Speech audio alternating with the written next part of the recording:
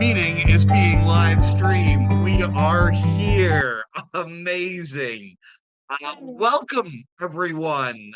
Welcome to Monday Moments, a new series from us, your friends at Community Children's Center, and our friend Wendy Smith. I'm Will Averill, and this is my colleague Suzy Green. Hi, Hi, Suzy hi, Green. Suzy. Hey, everybody. Um, and we are excited to kick off this new series, which is going to be a series of conversations every other Monday-ish with parent experts on issues about parenting that maybe people haven't really necessarily thought about or wanted to get some opinions or advice on. So we're excited for you to join us here. We've got some questions for Wendy, who's going to be our travel expert. uh that's a loose term. You don't have to feel like there's a whole lot of pressure there, Wendy, but we're gonna have this conversation, and if at any point during the conversation, those of you who are watching, if you have any questions, feel free to throw them in the comments on the Facebook Live feed. I'll be checking that out, and we can answer those questions. If you're watching this on YouTube afterwards or on Facebook afterwards, and you have a question, you're like, I wish they would have talked about this, do feel free to send me an email. I'll throw my email on the comments on the YouTube and also the comments on the Facebook. So you can send us an email, make sure to get that question answered. If I can't answer it, I'll give it to Suzy. If Suzy can't answer it, we'll give it to Wendy. If Wendy can't answer it, then we'll figure out somewhere else to send you. So yeah, feel free to ask questions anytime. We'll get to them as we're kind of going through. And I think with that being all said, let's go ahead and kick it off, shall we? Well, welcome, Wendy. Thank you for joining us. Thank you so much for having me. I'm thrilled to be here. Awesome, awesome. Well, let's start by just getting to know you a little bit. Tell us about about you, about yourself, about your kind of past, and how your parenting experience has been going so far. Well, sure. Hi. So I'm from Lawrence. I've been here almost all my life. I did run away to Texas for a little bit, but it was too hot. So I came back. And then I started my family. Well, I shouldn't say that. Actually, I've always been in a family, but I started with late with my getting married. I got married at 37 and got pregnant on the honeymoon. So got had my first baby at or only baby at 38. And I decided to stay home for the first 4 or 5 years until I went back into the workforce. And I am now a teacher, facilitator, case manager, wear many hats for Mirror Inc., teaching personal and professional development. That's what I do. Awesome. Thank you, Wendy. So, we're here to talk about traveling. So, hearing kind of where you are as a caregiver, tell us a little bit about your experience with traveling with a young child. What was that like for you? Well, I jumped on it because I had a lot of experience since I stayed home, and my ex-husband was at the time an executive, and we did a lot of traveling. So we did that I can remember 6 trips in 2 years when my child was under 2. So I thought I definitely have some experience, strength, and hope on this subject, and I hope that I can impart some of that on because it was easy and hard. And so I have a lot of experience with what to do and what to expect. Hopefully, I can enrich somebody who's about to travel. That's what I'm looking for. Love it. Love it. So we're going to talk about traveling. If you have any questions, again, you can throw those in the comments on the Facebook live here, or if you have it later on, you can send us an email. But let's talk about that. Wendy, what were some successful travel adventures you had, and what kind of contributed to the success of those, in your opinion? Well, I did a trip to Orlando, 2 Disney Worlds in 6 months, Seattle, Vegas, Chicago, and Vegas we did twice actually. I have a friend out there. We went for business and we went for pleasure. So, and I can't remember a bad trip. They all went so well. So I think my favorite was, it's a tie. Chicago and Seattle were really great times for small children, surprisingly. And Orlando, even outside of our Disney World, is a fun place. I really had a lot of successful travel trips, so it's hard to narrow it down. Sorry. Right on. Well, when you were kind of approaching those, what do you think was the key to making it successful? Because if I'm about to take a trip with my kid and I've never done it before, what would you think it would be helpful for that? The number one thing that helped me was I'm a thinker, sometimes an overthinker, and I literally visualized the trip from start to finish.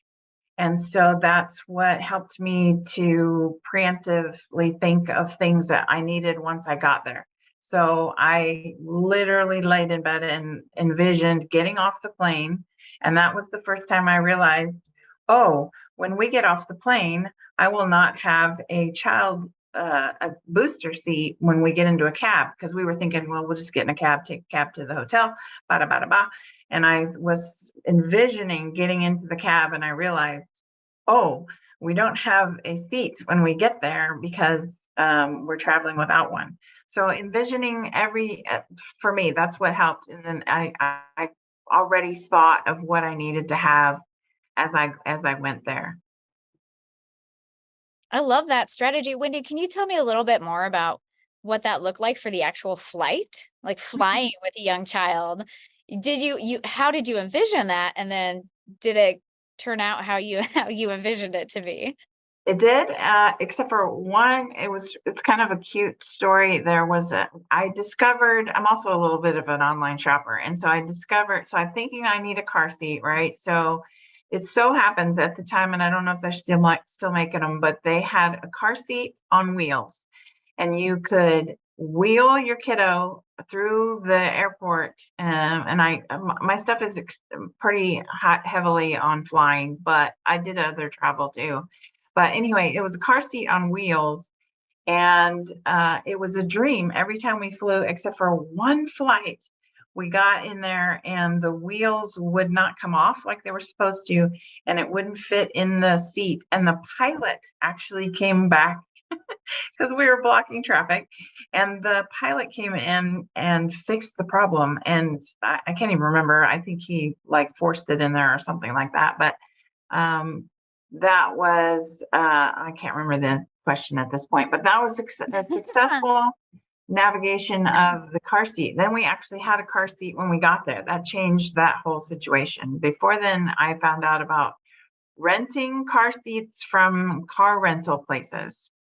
It's a thing. Hmm. There you What was it go. like There you being on the actual flight with your child? It was easier than I expected. My kiddo, I kind of only experienced the negative idea from movies, that there was just going to be crying the whole time, and the people were going to give me dirty looks, and it was going to be, but it wasn't. And people were always very helpful. And my kiddo was easily entertained. And even in the car, when she was an infant, I was worried about long trips. And babies were remarkably resilient, and I just had, and I know it could probably not always be that way, but I had a lucky time with the people. The staff at the airports were always very friendly and very helpful. And there was a lot less resistance to traveling with my children than I expected. That's for sure.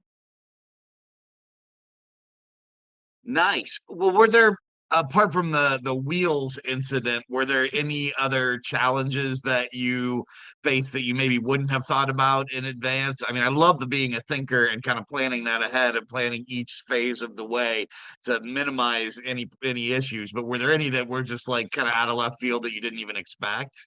Yeah, I have a, I don't know what I was thinking. Like, I thought that I could just stroll my baby through the metal detector. So I went to just because why not, right? And they were like, no. So you have to collapse your stroller to go through the metal detector or the X-ray machine.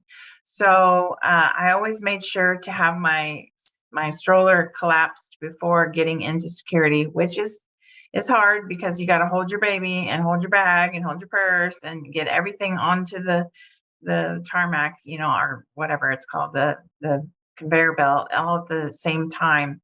So that one, I still chuckle about that. I don't know why I thought I could just go right through the metal detector. But the other thing was bottled water for formula because we could use water or milk. That is, I would always call ahead to see what that airport was ruled because they are all different. Every TSA agent is different. So I found a good positive attitude and planning ahead was really helpful with that too.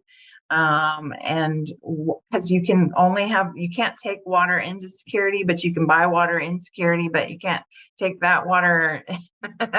So it gets interesting, but you're not the first person to travel. Just remember, you're not the first person to travel. Maybe your first time, and that's okay. But you're not alone, and that they have been through this before. And as long as you try to stay calm and follow as many rules as possible, they're so helpful. They were to me anyway. I love Nice. that. What I hear you talking about, Wendy, is really expecting the best from people instead of anticipating the worst. Yeah. Like setting yourself up for a successful trip by expecting that the best will happen. And by visualizing that, tell us a little bit more about kind of like your behind the scenes. Like, how did you prep for travel? Are there any special things like you packed that totally saved your life on the airplane? What did that look like? Well, I know that this is not feasible for everyone, but a little trick that I did was, especially when my kiddo was in diapers, if you tried to carry a week's worth of diapers in your suitcase, you're going to have an entire suitcase. So what I would do, if possible, and I understand it's not plausible for everyone, but I would take enough diapers for a couple days, and then leave space in my suitcase and purchase diapers when I got there. Hmm. Or the opposite, if you're going somewhere you're not sure you're gonna, our first stop would be Walgreens when we got somewhere, and we would just purchase stuff we needed. Like I said, I understand that's not feasible for everyone. So if you do pack your diapers for everyone, the good news is on the way back, you've got space for trinkets and stuff that you bought. Oh, there you go. Nice. If you were gonna give some advice to a new parent, I come up to you and I'm like, "Hey, Wendy, I've got to travel with my baby. What should I do? What first time advice would you give to folks who are doing that in that situation who had not had extensive traveling experience?" Well, and I thank you for giving me an idea of the questions beforehand because I really thought about this one. And I tell you, I really honestly want to be supportive and say that you can travel with your kiddo. And I know that doesn't sound like advice, but nobody was saying to me like it's going to be okay. There was going to be a positive person in the crowd that's going to smile at your baby, and it's not as bad as you think it's going to be. Even if your baby cries, most people are understanding and will be forgiving, even helpful. I've had people, make faces and jingle stuff, and really get like it becomes a crowd exercise to make the baby happy. People really respond to that. So other than that is a good time for takeoff and landing. The babies, sometimes their ears hurt.